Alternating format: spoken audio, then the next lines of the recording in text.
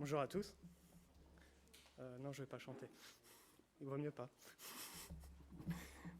Bonjour à tous. Alors, je m'installe en même temps. Et c'était vraiment... Merci pour la louange. Et ça fait vraiment du bien d'être dans l'église, non? Ça change d'être dans son canapé, en train de regarder la télé, de voir la prédication. Et je pense qu'avec Guillaume, on va être d'accord. Je pense que le confinement, ça a mis une claque à tous ceux qui pensaient que l'église en ligne était totalement possible. Je pense qu'on va être d'accord là-dessus. C'est un formidable outil, mais ça ne doit pas être la réalité de ce qu'on vit. Et je ne pense pas qu'on peut vraiment vivre l'Église en ligne. Alors, merci Mathieu pour la louange et à toute l'équipe. Et j'ai pris quelques notes. Il y a vraiment des phrases que Mathieu a dites en priant, mais aussi qu'on a chantées qui sont assez fortes. En tout cas, je trouve que les chanter, des fois, on ne va pas forcément penser à tout ce que ça implique. Mais en réalité, derrière tout ce qu'on chante, est-ce qu'on le vit vraiment? Je t'aimerai plus que la vie, te servirai malgré le prix. Est-ce qu'on se rend compte de ce qu'on chante lorsque le poids des mots qu'on a? Et en fait, merci Mathieu, parce que ça va vraiment dans le sens de ma prédication. Et il y a autre chose que tu as dit, et qui va aussi dans le sens de ma prédication, c'est dès lors que nous tournons les yeux vers toi, vers Dieu, Dieu est là, Dieu se laisse voir. Et ça va aussi dans le sens de ma prédication. Et vraiment, merci Mathieu pour ce que tu as partagé ce matin. Je vais prier juste avant d'aller plus loin. On va prier ensemble. Seigneur, je veux te remercier pour ces moments. Je veux te remercier, mon Dieu, pour ces temps que nous passons dans ta présence, Seigneur. Merci, mon Dieu, pour tout ce que tu fais dans nos vies, Seigneur. Merci, mon Dieu, de nous ramener encore dans ta maison, Seigneur. Merci pour ces temps que nous partageons ensemble.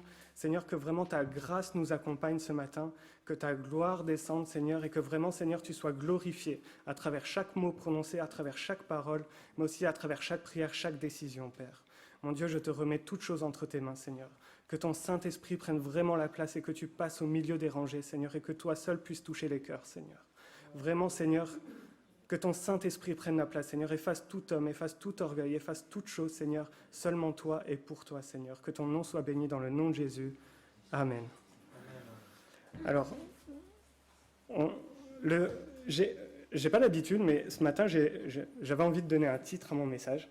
D'habitude, j'en donne pas, mais là, je me suis dit, pourquoi pas. Et le titre de mon message, c'est « Quand le service pour Dieu va rencontrer mes peurs et mes objections ». Et pour ça, on va aller dans la Bible, on va prendre un texte, on va aller dans Exode 3, versets 1 à 4. Et c'est un texte, je trouve que, je ne sais pas si Guillaume sera d'accord avec moi, mais je trouve qu'on a trop l'habitude de le citer facilement. On dit trop souvent, on répète les paroles que Moïse a dit, parce qu'on va parler de Moïse, on répète ce que Moïse va dire facilement. Et on va oublier tout ce qui s'est passé avant, tout ce qui se passe pendant qu'il le dit, et tout ce qui va se passer après. Et il faut bien en avoir conscience lorsqu'on va prononcer ces mots, lorsqu'on va citer ce texte et on se l'approprie, et on dit à Dieu aussi, comme Moïse aura dit « me voici », il faut bien comprendre tout ce qui s'est passé. Alors on va lire du verset 1 jusqu'au verset 4. J'allais dire jusqu'au chapitre 4, mais je pense que ça va être un peu long. Alors, Moïse faisait paître le troupeau de Jéthro, son beau-père, sacrificateur de Madian. Il mena le troupeau au-delà du désert et se rendit à la montagne de Dieu, à Horeb. L'ange de l'Éternel lui apparut dans une flamme de feu, au milieu d'un buisson. Moïse regarda, et voici que le buisson était tout en feu, mais que le buisson ne se consumait point. Moïse dit, « Je vais faire un détour pour voir quel est ce spectacle extraordinaire, et pourquoi le buisson ne brûle pas. » L'Éternel vit qu'il faisait un détour pour voir, et Dieu l'appela de l'intérieur du buisson et dit, « Moïse, Moïse !» Et il répondit, « Me voici. » Alors ça va être un bel exercice pour moi ce matin, d'habitude j'ai la bougeotte. Du coup, je vais essayer de rester dans le micro pour qu'on puisse m'entendre. Quand on lit ce passage, comme je le disais, il faut bien qu'on se rappelle du contexte dans lequel Moïse il est. En fait, déjà, qui est Moïse? En fait, Moïse, depuis sa naissance, il a une vie un peu, je dirais pas étrange, mais pas loin. Moïse, il est né au milieu d'une génération qui a été détruite. Moïse, en fait, c'est l'enfant qui aurait dû mourir dès la naissance. À sa naissance, il y a le roi d'Égypte, Pharaon, qui avait décidé de tuer tous les enfants, parce que les Hébreux étaient trop nombreux. Et Moïse, lui, il a survécu, il a été sauvé. Et du coup, Moïse, alors qu'il devait être tué par les hommes du Pharaon, Moïse, il a été élevé par les hommes du Pharaon. Déjà là, il n'a pas une vie comme les autres. Il va être élevé à la cour du roi dans le pays le plus puissant de l'époque. Et en fait, Moïse, il va grandir à cette cour, il va être élevé, il va être éduqué, et Moïse va être un prince, en fait, tout simplement. Et dans sa vie, dans ce mode de vie, va y avoir comme un moment charnière. Moïse a 40 ans, et alors qu'il a été éduqué à la cour de Pharaon, il a peut-être appris l'injustice, la justice, des notions comme celle-ci. Et il a vu ses frères hébreux, lui, il devait savoir qu'il était hébreu, qu'il n'était pas comme les autres, comme les Égyptiens, et il a vu ses frères en train d'être maltraités. Et Moïse, il voit l'Égyptien qui maltraite les Hébreux, et il va décider de tuer cet homme qui maltraitait ses frères. Déjà là, ça va être un moment charnière, parce que quand vous tuez un Égyptien, un homme qui fait son travail, je pense que Moïse, il a dû vite réfléchir dans sa tête, quand l'affaire a commencé à devenir un peu publique, Moïse a dû vite réfléchir et se dire, ça craint un petit peu là. Si ça se découvre, si Pharaon le sait, moi-même je vais mourir. Donc là, il faut que je parte. Donc Moïse a fui. Moïse, il est parti. La Bible nous dit que Moïse est parti à Madian. Alors, je vais juste faire une parenthèse. Je le dis à chaque fois que je prêche, mais si vous ne me suivez plus, levez la main et j'essaierai de revenir, parce que c'est clair dans ma tête et c'est pas forcément clair quand je parle. Et je reviens du coup. Et lorsque Moïse il part à Madian, alors pour vous donner une idée, j'avais dans l'idée de vous montrer sur Google Maps, mais à peu près de l'endroit où il est Moïse et jusqu'à Madian, il y a 400-450 km de marche. Ça va, c'est pas énorme. Bon, après, c'est dans le désert. Hein. Bon, on rajoute une difficulté, ça fait 5 jours de marche. Bon, vous vous arrêtez pas, vous mangez pas, vous dormez pas. 5 jours non-stop dans le désert, et vous marchez, vous fuyez. Bon, je pense qu'il s'est arrêté, il a dormi de temps en temps. De temps en temps, la chaleur, elle était peut-être intense, il s'est arrêté, il a essayé de boire, il a essayé de trouver des endroits où il pouvait s'arrêter. Donc je pense que ça a duré un peu plus que 5 jours. Donc Moïse, il a fui, il a 40 ans, il fuit à Madian. Plein désert, et il va fuir dans ce pays. Et là, dans ce pays, Moïse, je raconte rapidement, hein, je ne vais pas m'attarder. Moïse, dans ce pays, il va s'établir, en fait. Quand je dis s'établir, c'est pas il va juste rester quelque temps. Non, il va avoir une famille, il va se marier, il va avoir des enfants, et il va devenir, lui qui était prince, il devient berger. Et la Bible nous dit qu'il va conduire le troupeau. Donc pendant 40 ans, parce qu'il va s'installer là pendant 40 ans, Moïse, il va apprendre quelque chose d'important pour lui. Mais ça, il ne le sait pas encore. Il va apprendre à diriger un troupeau. Il va apprendre à défendre son troupeau, à le guider dans le désert. Il va apprendre plusieurs choses qu'un berger doit savoir. Et ça va être important pour Moïse. Bon, parce que nous, on connaît la suite de l'histoire, lui, il ne le savait pas encore. Et c'est à peu près à ce moment-là, donc 40 ans après qu'il a construit sa famille, après qu'il a bien appris un métier. Bon, il n'y avait pas la retraite, je pense, à 80 ans là-haut. C'est pas comme chez nous. C'était un peu différent, mais vraiment un tout petit peu. Hein.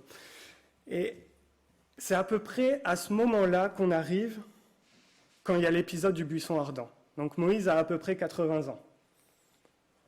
Et c'est un moment particulier, en fait, de la vie de Moïse. C'est un temps, en tout cas, quand je lis la Bible, on parle de Moïse à partir du chapitre 2, et là, on est au chapitre 3. Et j'ai l'impression, la Bible ne nous le dit pas, mais que c'est peut-être le premier face-à-face que Moïse va avoir avec Dieu. Un vrai face-à-face, un vrai temps.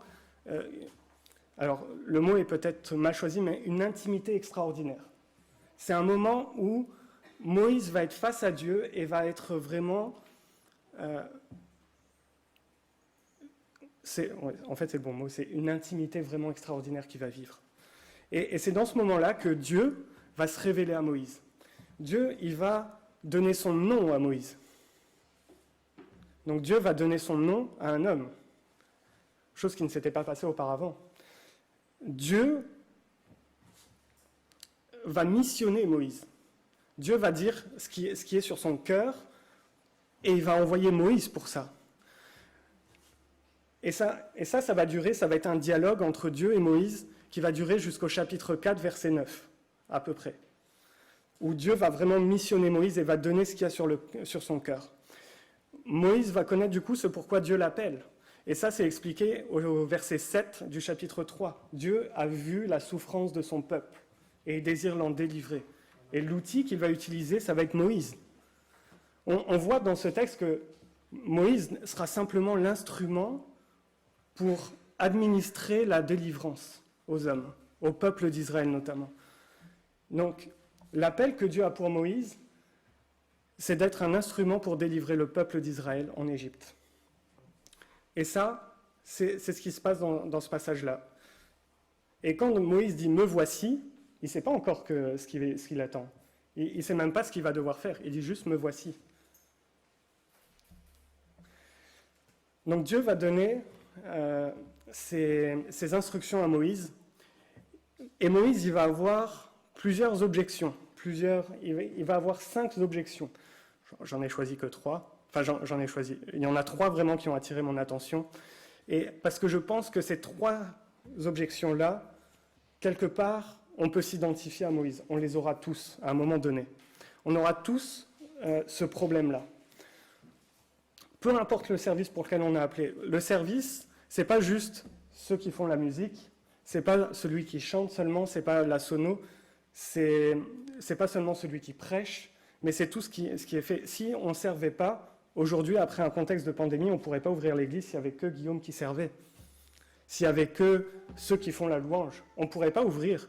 Là, on se rend compte que ceux qui font l'accueil sont ultra nécessaires. On n'a pas le choix d'avoir un service d'accueil. On n'a pas le choix que d'avoir un service de ménage. Et en fait, on se rend compte que le service, c'est ultra important. Et pourtant, on va tous rencontrer des objections quand on va être appelé au service. Et j'ai une petite anecdote déjà, on est tous appelés à servir. On est tous appelés à servir. Et du coup, je trouve que Moïse, en tout cas, ça reste mon opinion, Moïse va se retrouver, alors que Dieu lui dévoile son plan, Moïse va avoir 3 objections. Et Moïse va faire remonter qu'il n'est pas capable. L'une des premières, c'est « je ne suis pas capable ». La 3e, ce sera le déni, je crois, et aussi se retrouver face à son passé. Et la première qu'on va voir ensemble, elle se trouve au chapitre 4, verset 10. Je vais la lire, ne cherchez pas forcément. Moïse dit à l'Éternel, « Ah, Seigneur, je ne suis pas un homme qui ait la parole facile, et ce n'est ni d'hier, ni même d'avant-hier, ni même depuis que tu parles à ton serviteur, car moi j'ai la bouche et la langue pesante. » En fait, Moïse, c'est ça qui est extraordinaire, et on dit souvent « me voici », mais regardez Moïse, il est en train de parler avec un buisson qui se consume, enfin qui brûle, mais qui ne se consume pas. Moïse, il vient de voir un bâton qu'il a posé par terre, qui vient de se changer en serpent, et quand il l'attrape par la queue, ça redevient un bâton. Moïse, il vient de voir des miracles, il vient de voir le Dieu vivant faire des miracles devant lui, il voit le Dieu vivant se manifester devant lui, et pourtant Moïse, il voit que son incapacité. Mais Seigneur, en fait, je ne suis pas capable. Moi, j'ai la bouche, tu ne pourras pas te servir de moi. J'ai la bouche et la langue qui sont pesantes, tu ne pourras rien faire avec moi.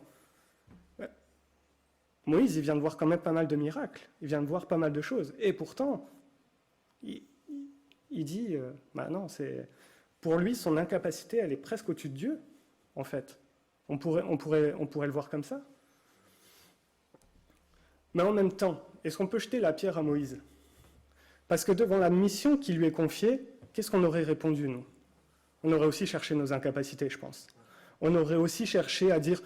On aurait vite tourné dans notre tête pour dire « Non, mais regarde ça, dans ma vie, ça va pas, ça va pas, ça va pas, ça va pas, moi je sais pas faire ça, je sais pas faire ci, je sais pas faire ça. » Et ça aurait été très vite, on aurait tout trouvé en 2 secondes et demie.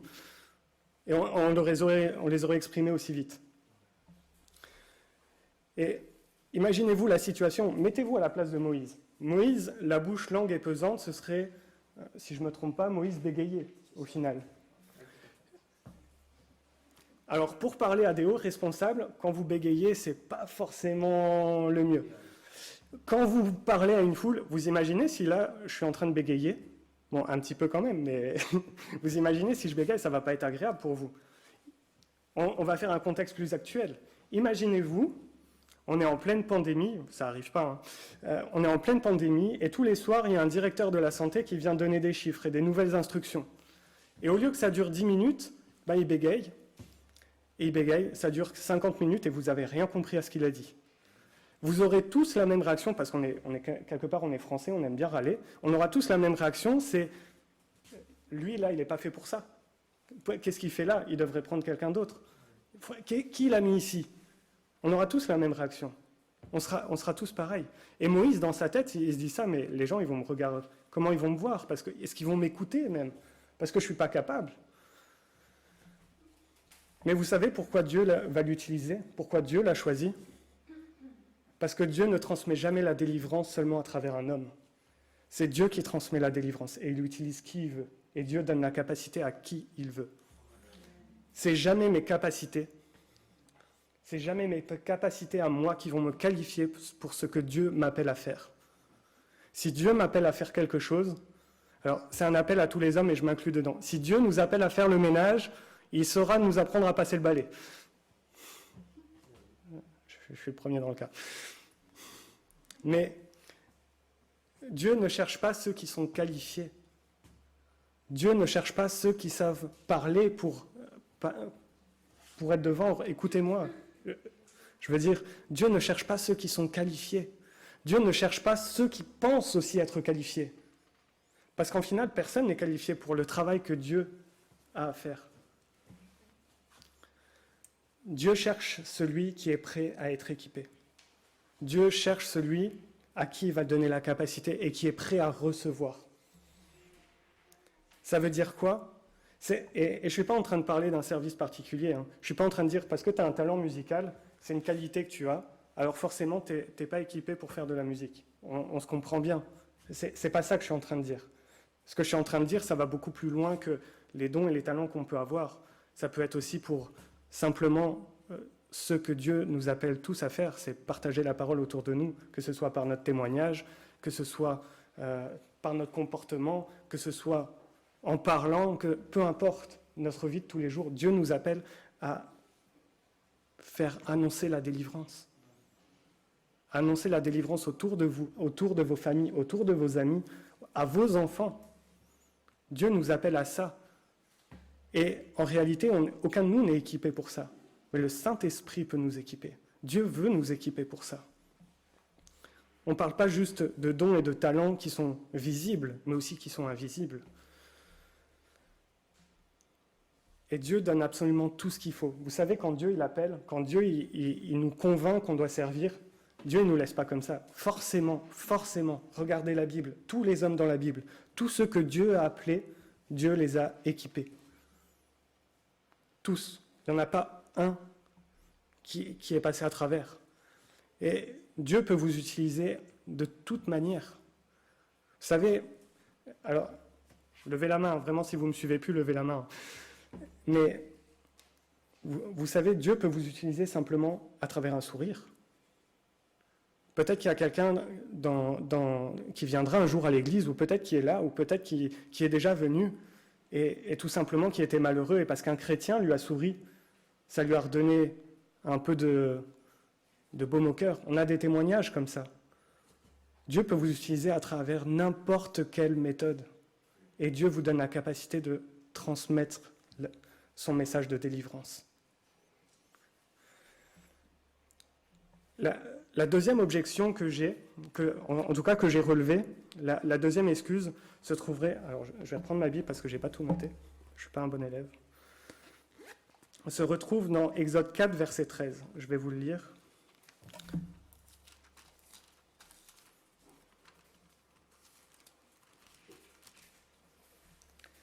« 4, verset 13. Moïse dit, donc Moïse vient de dire « je ne suis pas capable » et Dieu vient de lui dire « je suis le Créateur, c'est moi qui ai mis la bouche sur le visage de l'homme, je suis capable de le faire parler. » Et Moïse répond « ah Seigneur, envoie qui tu voudras envoyer. » En fait, la réponse de Moïse ici, on pourrait presque la traduire dans un langage, je ne vais pas dire moderne, mais on pourrait presque dire, Moïse aurait dit à Dieu, tu ne connais pas quelqu'un d'autre que tu pourrais envoyer ? Tu n'as pas quelqu'un d'autre pour le faire ? Moïse, il est en train de dire ça quelque part. Moïse, en tout cas c'est comme ça que je le vois, tente de refuser l'appel de Dieu. Alors, j'ai fait un petit parallèle. Je suis ouvert à tout propos. Quand on compare le texte de Moïse, ce texte-là qu'on vient de lire, et qu'on le compare avec le texte de Jonas, on retrouve à peu près la même forme narrative. C'est-à-dire que de la même manière que Moïse tente de refuser l'appel de Dieu, Jonas tente de refuser l'appel de Dieu. Les deux avaient un message de délivrance à passer, l'un au peuple d'Israël, l'autre à Ninive. L'un a tenté de refuser, l'autre aussi juste après. Les deux. L'approche narrative, quand on regarde un petit peu, on a une similarité entre les deux. Et ma question pour vous aussi ce matin, c'est combien de fois Dieu confirme son appel sur notre vie, son appel, son désir de nous utiliser, et Dieu nous équipe, il nous donne les dons et les moyens. Combien d'entre nous, des fois, on a la capacité de faire les choses, et on dit non, il y a peut-être quelqu'un d'autre qui va le faire.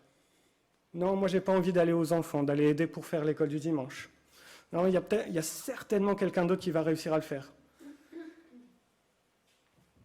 Combien de fois on répond peut-être de cette manière ? On voit le service et on répond, on dit à Dieu, non, il y aura quelqu'un d'autre, forcément il y aura quelqu'un d'autre. Si tu ne m'utilises pas, tu auras forcément besoin de quelqu'un, donc tu vas choisir quelqu'un d'autre. Est-ce que des fois on ne répond pas de cette manière aussi à Dieu ? Et je me remets encore une fois à la place de Moïse. Moïse, il doit voir, je dois retourner en Égypte pour annoncer la délivrance. Mais en même temps, il doit faire les pour et les contre. Vous savez, l'esprit humain peut réfléchir très vite. Mal des fois, mais peut réfléchir très vite. Je pense que Moïse a peut-être fait le parallèle.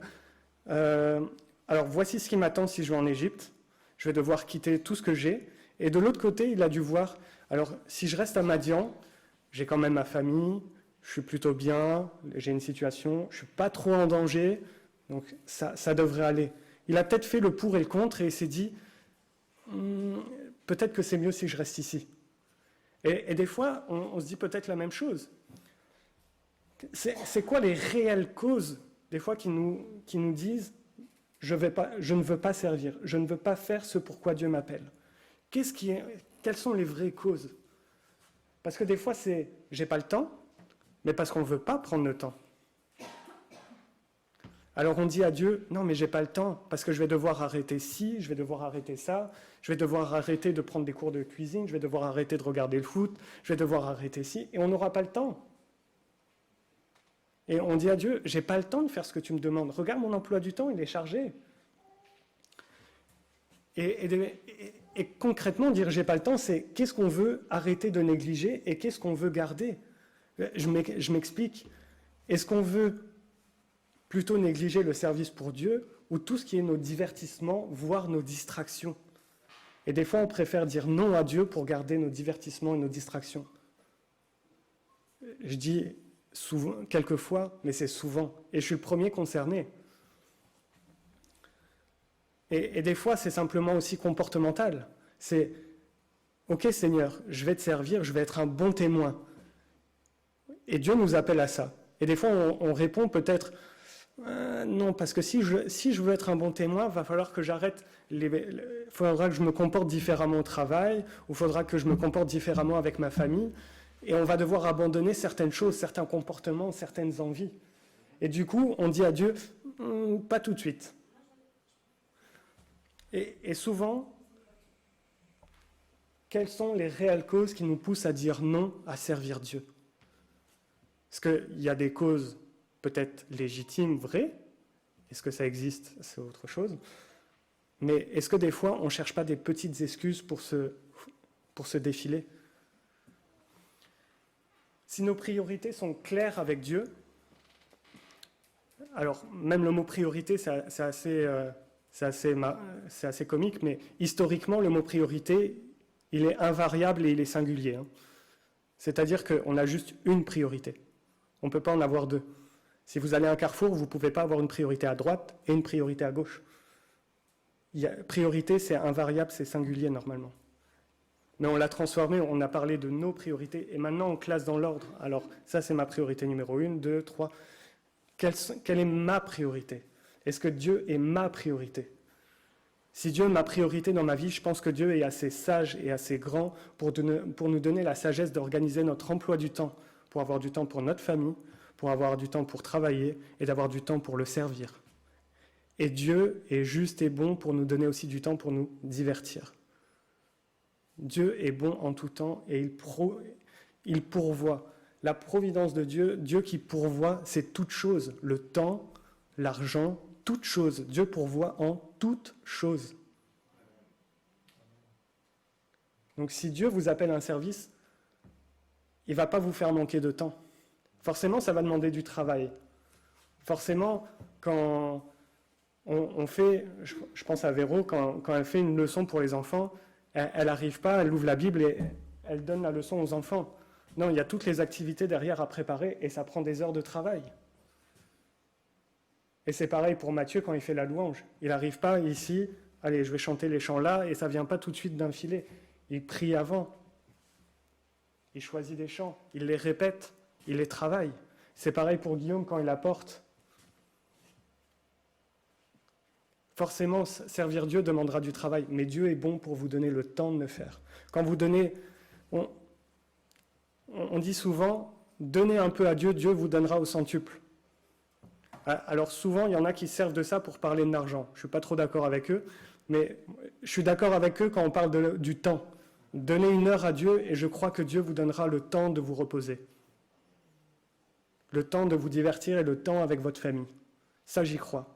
Par contre, quand on me dit donne 10 euros à Dieu, Dieu te donnera 1000, je ne suis pas trop pour, mais bon. Après,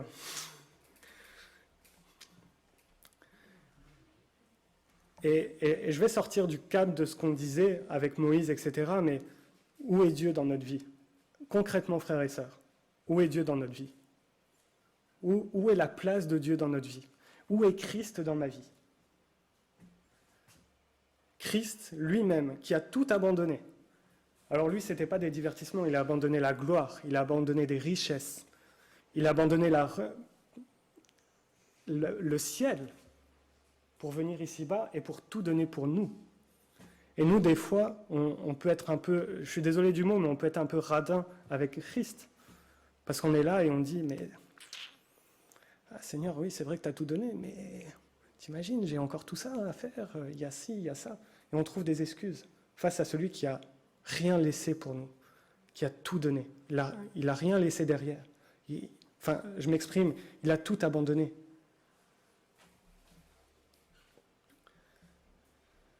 Qu'est-ce qui dans ma vie me fait dire à Dieu, non, je ne peux pas? Des fois, ça demande simplement un peu d'honnêteté de dire, ah oui, c'est vrai, c'est ça, Seigneur. C'est pour ça que je ne veux pas.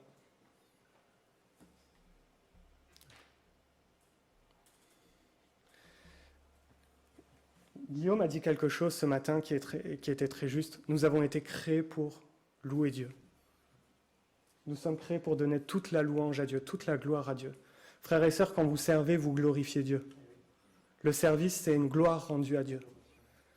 Et jamais vous ne vous épanouirez plus qu'en servant Dieu. Vous savez pourquoi? Parce que vous faites ce pourquoi vous avez été créés. Si nous sommes créés pour louer, alors nous sommes créés aussi pour servir, tout en lui rendant la gloire à lui. Pas en cherchant mon orgueil, mais en cherchant sa gloire. Et jamais je m'épanouirai plus qu'en le servant. Le véritable but de mon existence, c'est lui. Donc c'est le louer, le servir.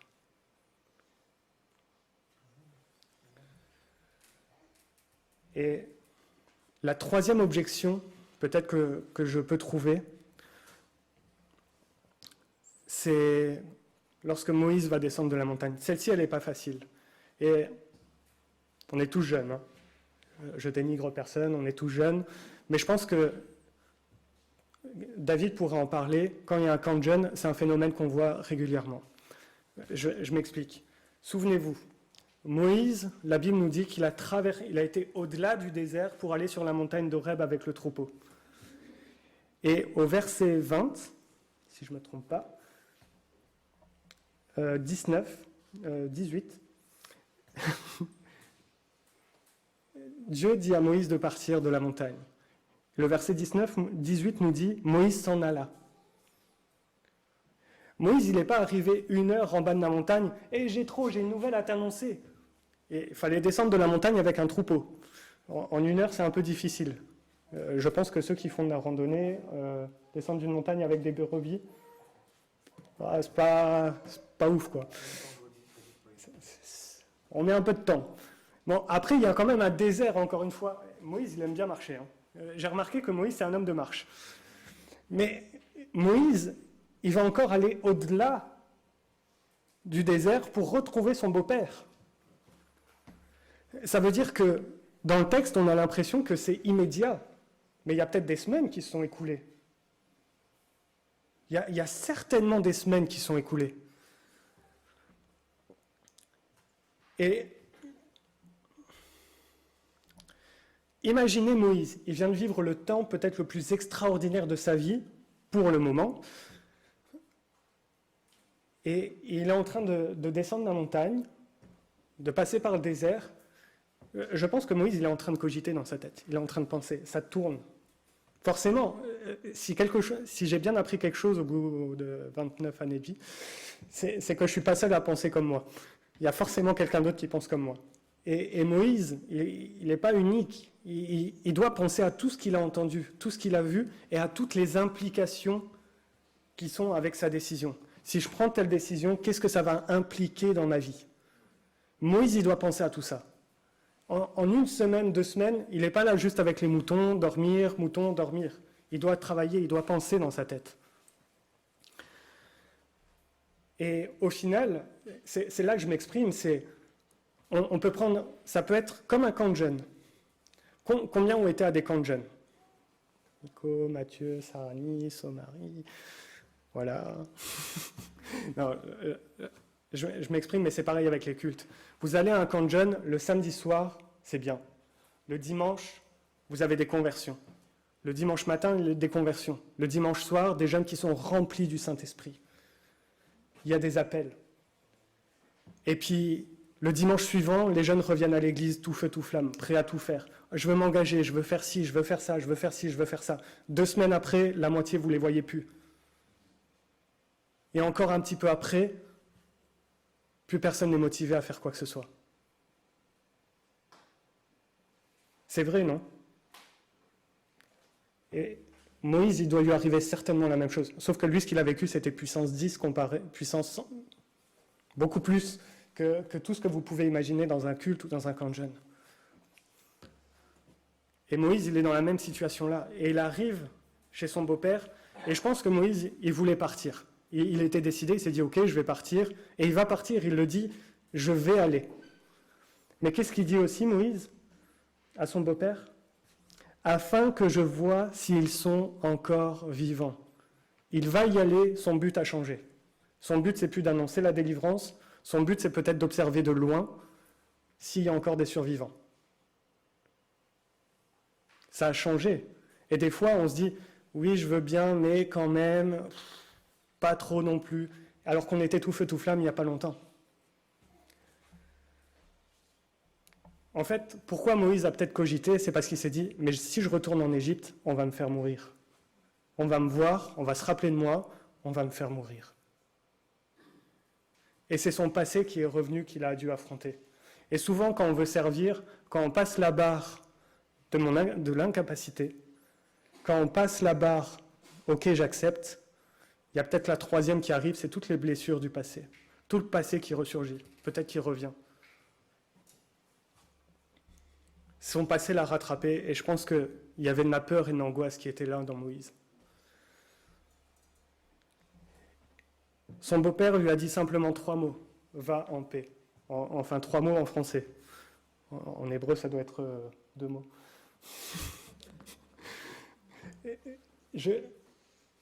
Va en paix. Laisse ta peur, laisse ton angoisse derrière toi. Dieu est capable de te délivrer de toutes les blessures du passé, de tout ce qui est du passé. Arrêtons de cogiter sur ce qui s'est passé auparavant.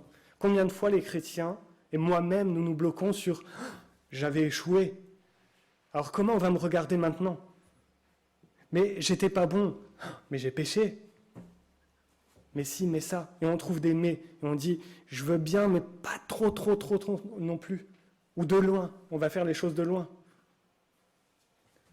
Combien de fois ça nous arrive ? Soyons sérieux, soyons honnêtes avec nous-mêmes. Combien de fois nous laissons les choses venir ? Et du coup, Moïse lui dit « va en paix ». Et je pense que quand... pas Moïse. Jéthro dit à Moïse « va en paix ». Je pense que Moïse, il n'est pas parti tout de suite. Il a d'abord été prié. Il a d'abord cherché la face de Dieu. Pourquoi ? Parce que Dieu va lui parler. Et l'Éternel va lui dire, va, retourne en Égypte, car tous ceux qui en voulaient à ta vie sont morts. Ça veut dire que Moïse, il se faisait du souci pour quelque chose que Dieu avait déjà vaincu. Quand nous servons Dieu, Dieu est toujours vainqueur. Dieu est toujours vainqueur. Si nous nous levons pour Dieu, soyez sûrs, frères et sœurs, peu importe le service, peu importe ce qui peut être, Dieu est forcément vainqueur. Dieu va aider, ne vous inquiétez pas. Et peu importe ce qui s'est passé auparavant, Dieu délivre toujours.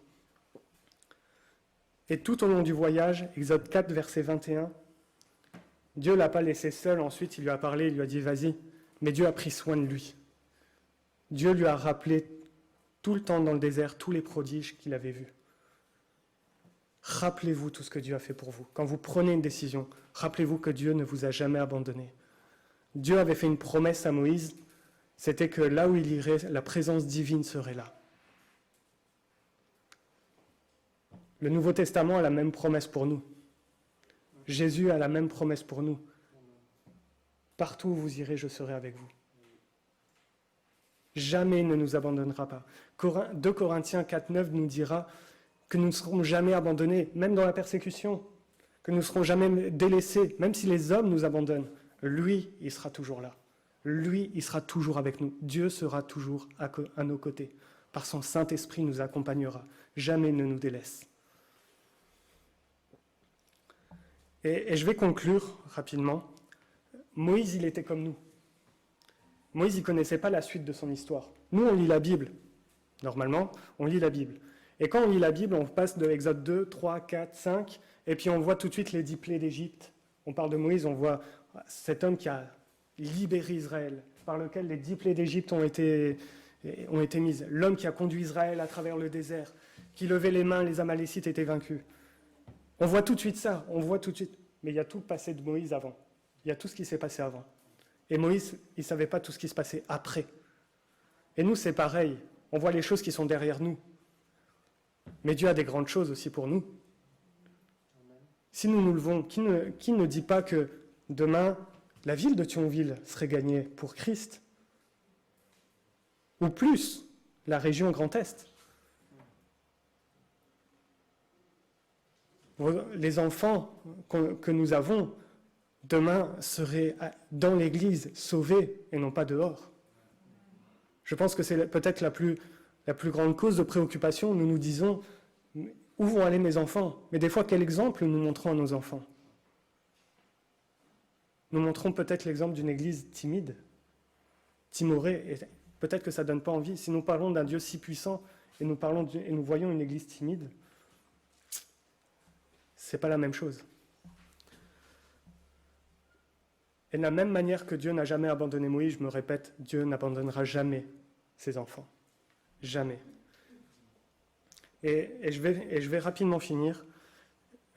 Matthieu disait tout à l'heure, je cite, « Dès lors que nous tournons les yeux vers toi, tu es là. » Le texte qu'on a lu, il y a un verbe qui revient beaucoup, c'est le verbe « voir ». Moïse a porté attention au buisson ardent. Et du coup, il a été voir. Celui qui va voir Dieu Regardez ce qui est dit au verset. Dieu vit qu'il fit un détour pour le voir, et Dieu l'appela. En d'autres termes, quand nous voulons voir Dieu, Dieu se laisse voir. Celui qui veut vraiment voir Dieu, il verra Dieu. Frères et sœurs, l'Église vient de traverser une période vraiment difficile, avec, pas l'Église juste à Thionville, mais en France. C'est plus l'heure pour avoir une Église timide aujourd'hui. C'est plus l'heure pour avoir une Église qui reste dans son coin et qui ne fait rien. Nous devons nous lever, parce que les temps sont courts, les temps arrivent, et on devrait être animé d'un feu nouveau pour annoncer l'Évangile autour de nous, pour qu'un maximum soit sauvé. La même espérance que vous avez, vous pouvez la faire partager à ceux qui sont autour de vous. Et ça, c'est la plus grande œuvre que vous pouvez faire, c'est partager l'Évangile autour de vous, par un simple témoignage, par une parole d'encouragement, en aimant vos prochains. Amen.